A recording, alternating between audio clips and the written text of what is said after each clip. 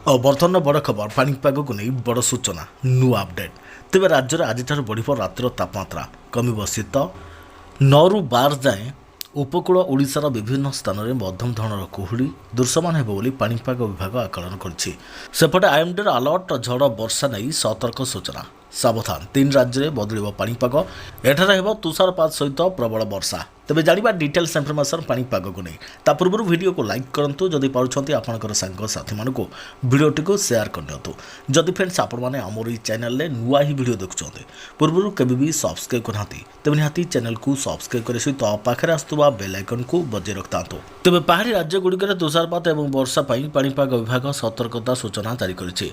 आसंता 24 घंटा मध्य जम्मू और काश्मीर हिमाचल प्रदेश और उत्तराखंड में पाग हठात परिवर्तन हो पारे प्रबल पवन और तुषारपात साधारण जीवन को बाधाप्राप्त कर आशंका कर समय दिल्ली समेत अनेक असमतल राज्य में कुहुड़ी और तापमात्रा रे परिवर्तन देखा मिलूँ।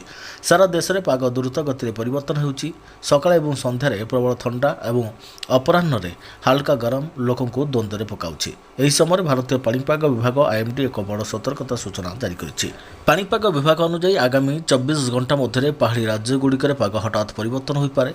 पश्चिमी विशृंखलार सक्रियता वर्षा और तुषारपातर एक समय आनीपे बोली संभावना रही।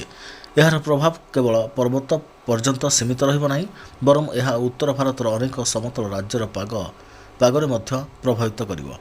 तेज आईएमडी कही जम्मू और काश्मीर लद्दाख हिमाचल प्रदेश और उत्तराखंडर यह अंचल में प्रबल तुषारपात और वर्षा हेबार संभावना रही। अनेक अंचल में प्रबल पवन बहिब। पहाड़िया अंचल रोकुवा लोक मैंने एवं पर्यटक मानक विशेष सतर्कता अवलंबन करने को परामर्श दी जाइए।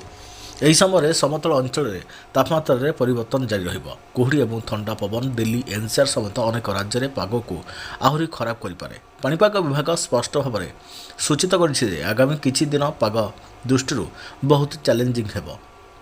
तेबे केउं राज्यगुड़िक यार प्रभाव पड़ो दिल्ली हिमाचल पर्यंत पाग बदल। आईएमडी अनुଯାयी पश्चिम विशृंखला जो आज 11 मध्य पश्चिम हिमाचल अंचल में वर्षा और तुषारपात हो। जम्मू और काश्मीर लद्दाख हिमाचल प्रदेश और उत्तराखंड में सबुठार अधिक प्रभावित हो।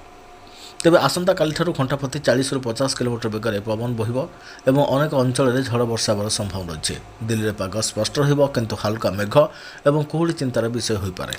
उत्तर प्रदेश में ठंडा पवन और कुहुड़ीर प्रभाव वृद्धि पाइब। बिहार पाग स्वाभाविक रु सकाळ कुहुड़ी लगी राजस्थान में सकाळ और संध्या ठंडा लगी रही। तेज आज और आसंता काली हाल्का मेघ रहिबार संभावना रही। तापमात्रा धीरे धीरे वृद्धि पाइब जहाँफल ठंडा ह्रास पाइब। पाणीपाग विशेषज्ञ मैंने विश्वास करते जे आसंता 10 ରୁ 15 दिन मध्य राजधानी में ठंडा यथेष्ट ह्रास पाइपे। एबे एणिकी राज्य उभय शीत आज बढ़ रातिर तापमात्रा। आसंता 4 दिन रातिर तापमात्रा 2 ରୁ 4 डिग्री बढ़िपारे बोली आकलन कर पाणीपाग विभाग। तेज आज 12 तारिख जाए उपकूल ओडिशार विभिन्न स्थान में मध्यम धरणर कुहुड़ी दृश्यमान हो पाणीपाग विभाग पूर्वानुमान कर। राज्यर अधिकांश स्थान में रातिर तापमात्रा 15 डिग्री पाखापाखि रभ्यंतर ओडिशा और दक्षिण ओडिशार किछि स्थान में पारद 10 डिग्री या सामान्य अधिक रहीपे पाणीपाग विभाग पूर्वानुमान कर। पाणीपाग रिपोर्ट मुताबक आज पुरी में सर्वनिम्न तापमात्रा 18 डिग्री खोर्धा छतरपुर गोपालपुर और भद्रक में 16 डिग्री रहीपे।